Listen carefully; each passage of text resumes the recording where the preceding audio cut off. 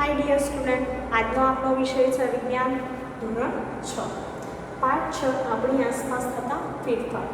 एमां आपणे आज चर्चा करीशुं स्वाध्यायना प्रश्नों। तो तमारी बधा पासे पाठ्यपुस्तक हशे विद्यार्थी मित्रों, तमे स्वाध्यायमां प्रश्न जोजो के प्रश्न 1 छे के ज्यारे तमे पाणीथी भरेला विस्तारमां फरो छो त्यारे तमे तमारा पोशाकने वाळीने के खेंचीने तेनी लंबाई घटाडो छो, शुं आ फेरफारने उलटावी शकाय छे एवो प्रश्न कर्यो छे। तो आपणे प्रश्न 1 जोईशुं, बराबर। तो शुं कीधुं छे प्रश्न 1 मां? फरीथी कहूं के आपणे पाणी भरेला विस्तारमां जईए छे, तो पाणी भरेला विस्तारमां आपणे ज्यारे जईए त्यारे आपणा जे पोशाक छे ए पोशाकने आपणे शुं करीए छीए तो एने वाळीने खेंचीने एनी लंबाईमां शुं करीए छीए घटाडो करीए छीए। तो आ फेरफार उलटावी शकाय तेवो छे। तो विद्यार्थी मित्रों प्रश्न 1 नो जवाब आवशे हाँ, ते उलटावी शकाय तेवो फेरफार छे।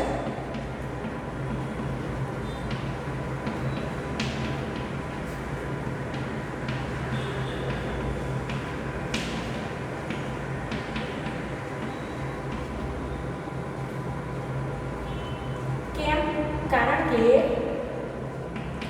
આપણે જે પોશાકની લંબાઈ ઘટાડીને વિદ્યાર્થી મિત્રો એ પોશાકને ઉકેલીને પાછા મૂળ સ્થિતિમાં લાવી શકીએ છીએ। વાળેલા પોશાકને આપણે શું કરી શકીએ છીએ ઉકેલીને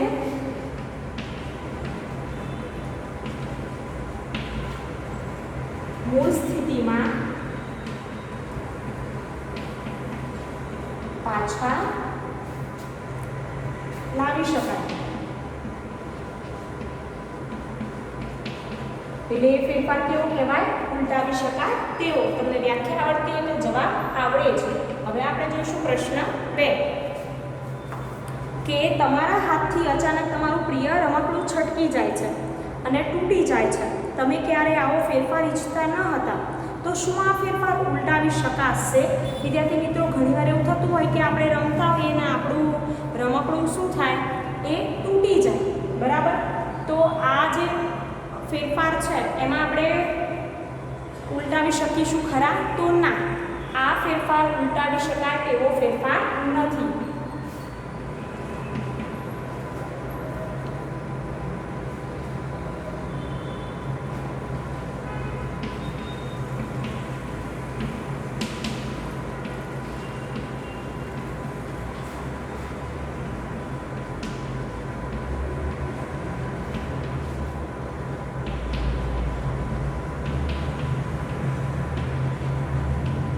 केम? तो कारण के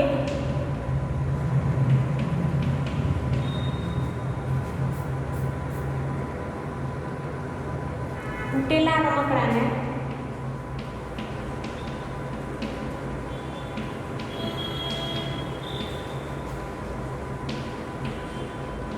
मूळ स्थितिमां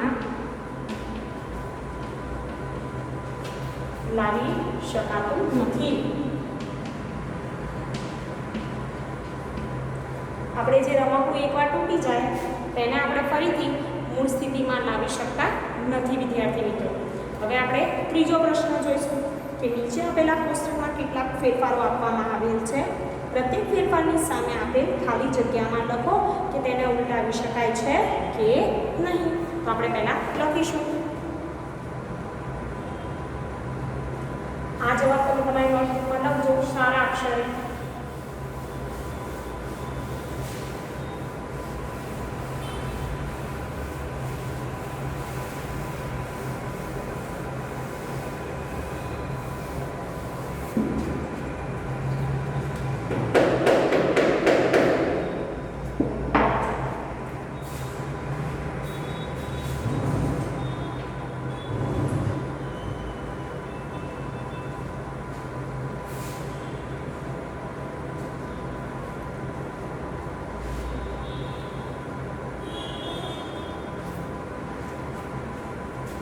बराबर। હવે આપણે જોઈએ અહીંયા આપીશ 3, ત્યારબાદ ફેરફાર,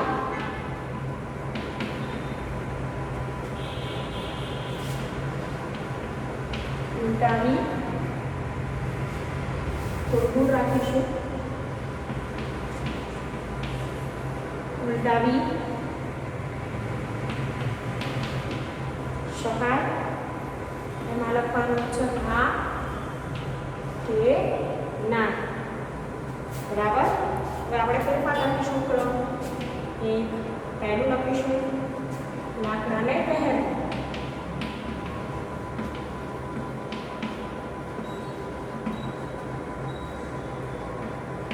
બીજું આઈસ્ક્રીમનું પીગળવું.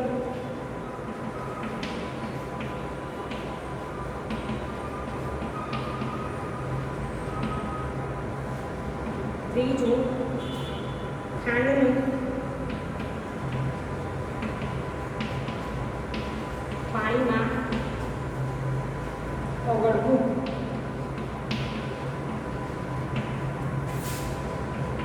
ચોથું ખોરાક રાંધવો.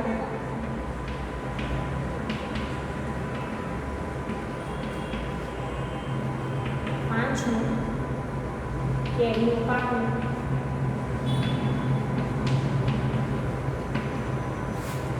છઠ્ઠું દૂધમાંથી દહીં બનાવવું.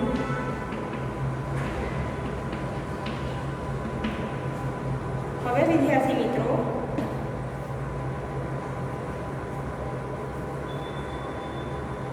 આપણે જોઈએ કે ફેરફાર કયા કયા આપ્યા છે.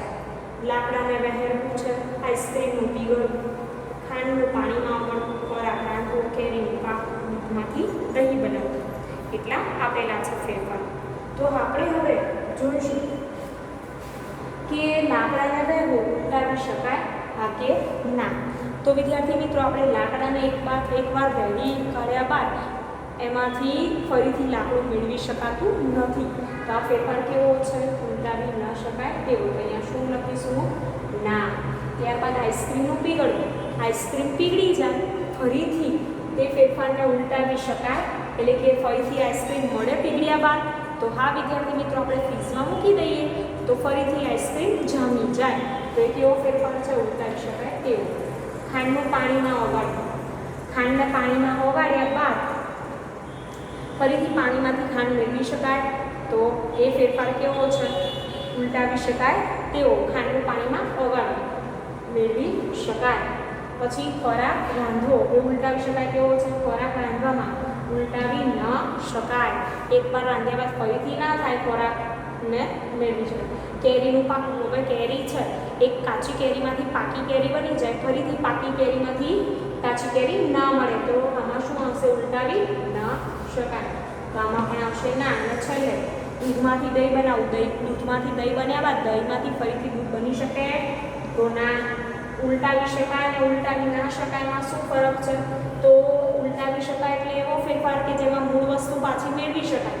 ઉલટાવી ન શકાયમાં શું થાય? એમાં મૂળ વસ્તુ જે હોય એને ફરીથી એની સ્થિતિમાં લાવી શકાતી નથી. તો વિદ્યાર્થી મિત્રો તમારે આ રીતે નોટમાં લખવાનું છે. હવે આપણે આગળના પ્રશ્નની ચર્ચા કરીશું.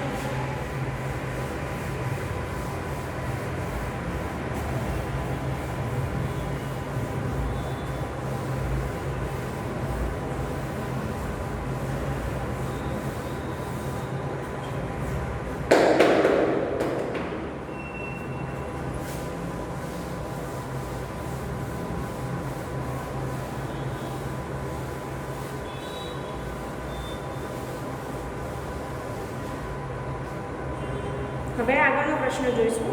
ચિત્ર દોરવાથી ડ્રોઈંગ શીટમાં ફેરફાર આવી જાય છે. શું તમે આ ફેરફારને ઉલટાવી શકો છો? બરાબર, એવું કીધું છે કે ચિત્ર દોરવાથી ડ્રોઈંગ શીટમાં ફેરફાર આવી જાય. વિદ્યાર્થી મિત્રો ચિત્ર દોરવાથી ડ્રોઈંગ શીટમાં ફેરફાર આવી જાય. જો ચિત્ર પેન્સિલથી દોરવામાં આવ્યું તો સહેલાઈથી રબર વડે ભૂંસી શકાય અને ડ્રોઈંગ શીટ મૂળ સ્વરૂપમાં પાછી મળી જાય. પણ આ પરિસ્થિતિ ઉલટાવી શકાય તેવો ફેરફાર ગણી શકાય. પણ ચિત્રમાં જો રંગ પૂરવામાં આવ્યું હોય તો આપણે ડ્રોઈંગ શીટ છે એને મૂળ સ્વરૂપમાં પાછી મેળવી શકાય નહીં. આ પરિસ્થિતિમાં તે ઉલટાવી ન શકાય તેવો ફેરફાર છે. વિદ્યાર્થી મિત્રો અહીંયા હું જવાબ લખીને સમજાવીશ તમને. પ્રશ્ન 4 કે જો ડ્રોઈંગ શીટમાં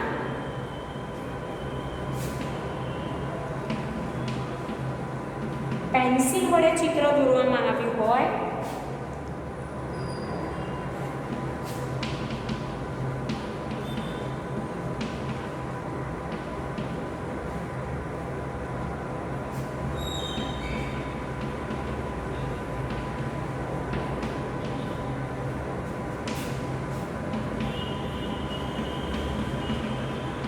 તો ચિત્રને રબર વડે ભૂસી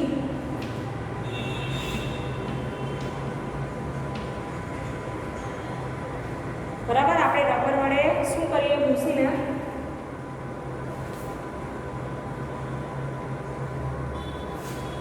શીટને મૂળ સ્વરૂપમાં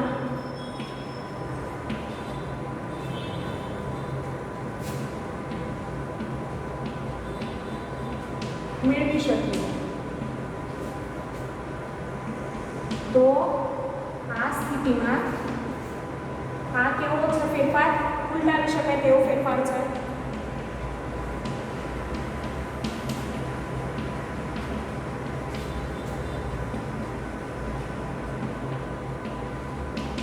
પણ ચિત્રમાં રંગ ઉડ્યા હોય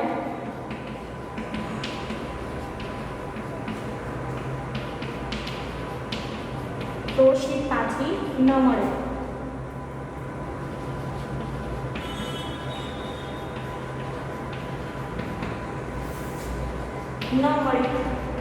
આ સ્થિતિમાં આ કેવો ફેરફાર ઉલટાવી ન શકાય તેવો ફેરફાર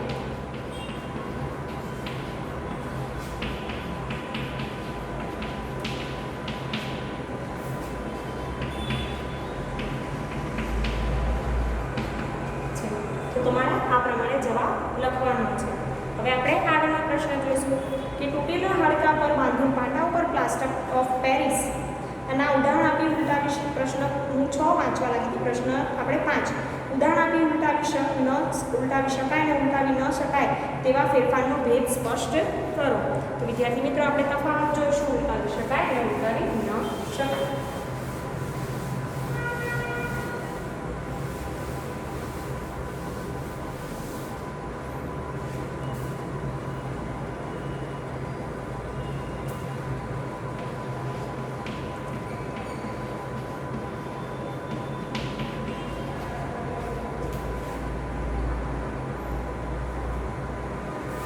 Pula flexion.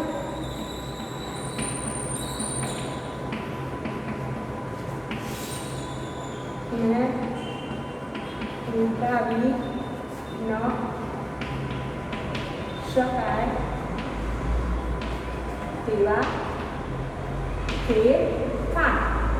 હવે આપણે જોશું પહેલો પોઈન્ટ આમાં બરાબર. તફાવત લખતી વખતે આવી રીતે લખવાનું છે બે ભાગ પાડીને, ભૂલી જતા નહીં. હવે આ પ્રકારના ફેરફારમાં શું થાય, મૂળ સ્વરૂપમાં પાછો મળે છે પદાર્થ, જ્યારે આમાં પદાર્થ મૂળ સ્વરૂપમાં પાછો મેળવી શકાતો નથી. હું ટૂંકમાં જ લખીશ.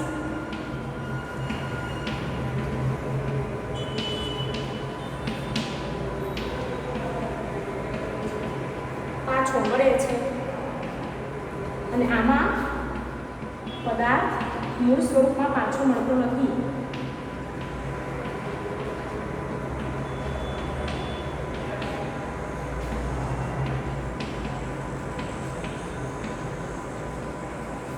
બરાબર. હવે બીજો પોઈન્ટ લખીશું આપણે કે આ પ્રકારના ફેરફાર મોટે પ્રકારે કેવા હોય, ભૌતિક ફેરફાર. એટલે ભૌતિક એટલે કેવા કે જેના રંગ, આકાર, સ્વરૂપમાં ફેરફાર થતા હોય. જ્યારે આ પ્રકાર મોટે ભાગે કેવા હોય, રાસાયણિક હોય, રાસાયણિક પ્રક્રિયા થતી હોય.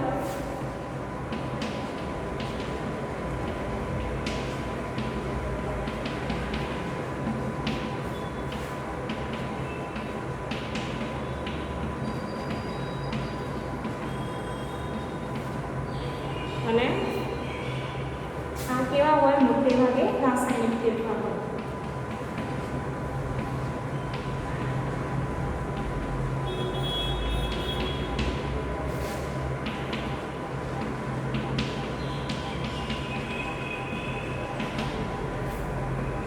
બીજું બરફ એક ઉદાહરણ લખીએ, કોઈ પણ ઉદાહરણ લખી શકાય, ઉલટાવી શકાય તેવો ફેરફાર આપણે લખવાનું છે. તો આપણે કોઈ પણ બરફનું પાણી થવું, પાણીનું ગરમ કરવું, ગરમ થવું એ ઉલટાવી શકાય તેવો ફેરફાર છે. તમે ગમે તે ઉદાહરણ લખી શકો.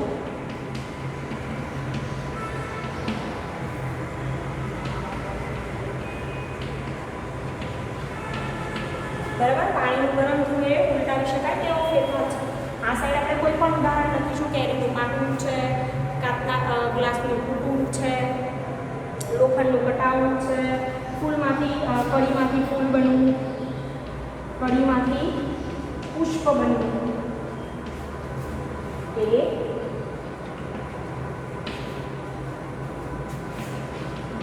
ઉલટાવી ન શકાય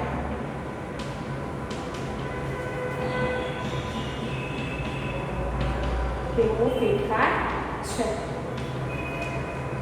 બરાબર વિદ્યાર્થી મિત્રો, તો તમે જો ઉલટાવી શકાય તેવો ફેરફાર, ઉલટાવી ન શકાય તેવો ફેરફાર, આમાં મૂળ સ્વરૂપમાં પાછો મળે, પેલામાં પાછો મળતો નથી. અમારા ભૌતિક ફેરફાર હોય એટલે કે આકાર રંગમાં પરિવર્તન થાય, એમાં રાસાયણિક એટલે નવો પદાર્થ બને છે. બરાબર, અને એમાં કેવું હોય કે ફરીથી પાછો પદાર્થ ના મળે. અને પછી નીચે ઉદાહરણ લખવાનું, તો તમે નોટમાં લખજો. આગળનો પ્રશ્ન,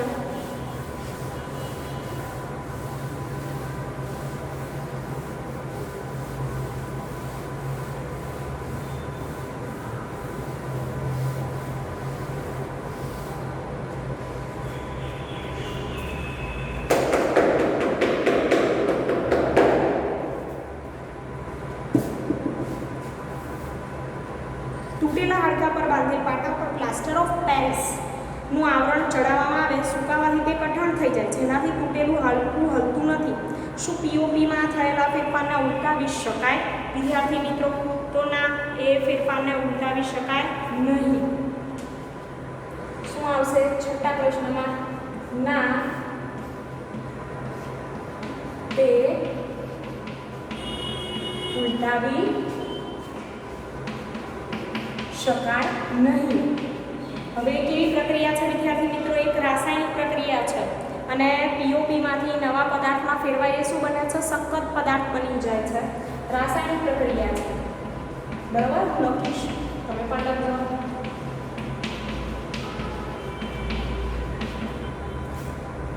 નવો પદાર્થ બને છે.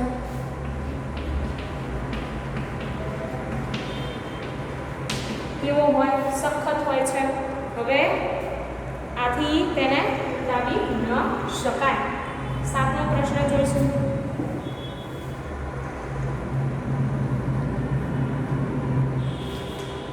રાત્રે સિમેન્ટની થેલી ખુલ્લામાં રાખેલી હતી, તે વરસાદના કારણે પલળી જાય છે. બીજા દિવસે તાપ નીકળે છે.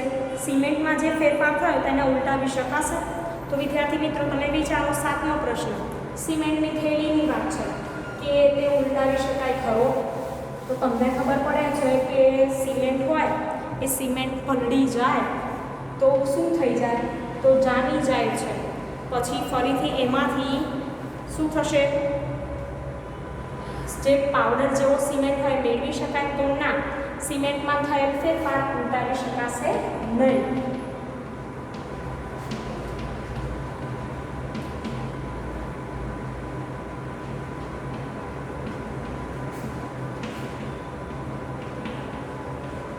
ઉલટાવી શકાય નહીં.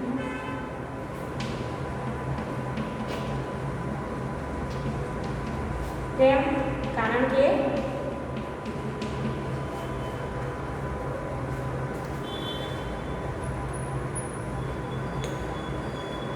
સિમેન્ટ એ પાણી સાથે શું કરશે? રાસાયણિક પ્રક્રિયા કરે છે.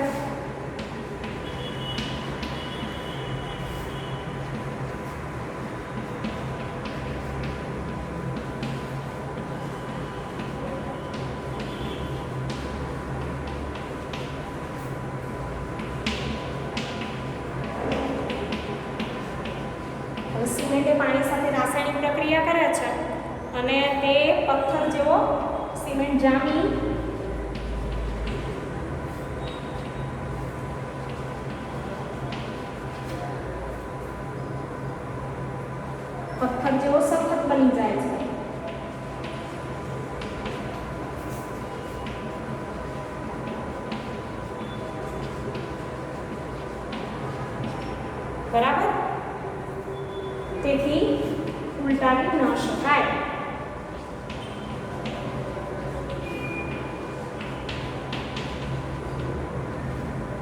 તો વિદ્યાર્થી મિત્રો, આપણે આ વિડીયોમાં ચર્ચા કરી પ્રશ્નોની સ્વાધ્યાયના. તમે સ્વાધ્યાય તમારી નોટબુકમાં સારા અક્ષરે લખજો, પ્રશ્ન તૈયાર કરજો અને તમે વર્કશીટમાં ને એવી રીતે જવાબ લખીને આપો છો તો વ્યવસ્થિત સાચા જવાબ લખીને આપો. ગમે તેમ જવાબ લખીને આપશો નહીં. પ્રશ્ન જુઓ શું પૂછ્યું છે, પાઠ્યપુસ્તકમાં પાઠનું વાંચન કરો, વિડીયો જુઓ અને વધારે તૈયારી કરો. તો આપણે છેલ્લે સિમેન્ટની વાત કરી કે ફેરફાર ઉલટાવી શકાય નહીં. સિમેન્ટ જામી જાય, પથ્થર જેવો બની જાય અને ફરી તાપ નીકળે તો પણ પાવડર જેવો બનાવી શકાતો નથી સિમેન્ટ. તો આ જે સ્વાધ્યાયના પ્રશ્નો હતા એ તમે તૈયાર કરજો.